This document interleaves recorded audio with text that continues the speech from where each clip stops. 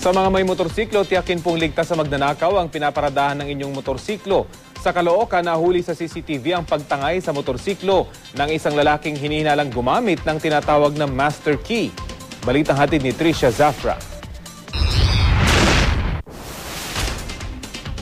Asyete ng Hunyo sa kahabaan ng 2nd Avenue sa Caloocan City, ipinarada ni Reynaldo Rio Florido ang kanyang motorsiklo malapit sa gate ng kanyang pinapasukang kumpanya. Matapos ang kanyang shift bandang alas 3 ng hapon, lumabas si Reynaldo. Dito na niya napag-alamang nawawala na ang kanyang motorsiklo. Kasi nung alas 3 ng hapon kapag labas ko yun, hindi ko na nakita yung motor. Nireview nila ang CCTV. Dito nila nakitang may puting van na umaatras malapit sa pinagparkingan ng motorsiklo at saka umalis. Maya-maya pa ay makikita na ang lalaking ito na nakasuot ng jacket at shorts na pabalik-balik sa lugar. Ang suspect tila nagte-text pa habang nagmamasid sa paligid. Pero ilang saglit lang, sumakay na ito sa motor, pinaandar at humarurot papalayo.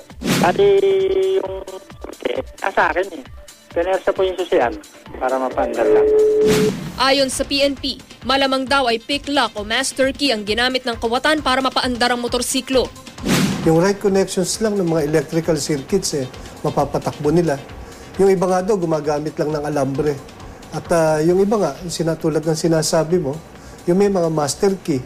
Ito, depende rin kasi sa mga brand ng motorsiklo. May mga talagang brand ng motorsiklo na madali talagang napapatakbo maski ng kahit hindi niya susi. Kaya pinayuhan ng Philippine National Police sa mga nagmamay-ari ng mga sasakyan. Sa motorsiklo, yes. Kung what will work, pwede mo namang gamitin. Like sabi mo nga, kadena. At least pahirapan naman natin. Yung difficulty na yan ang magbibigay sa kanila ng magde-delay sa trabaho nila.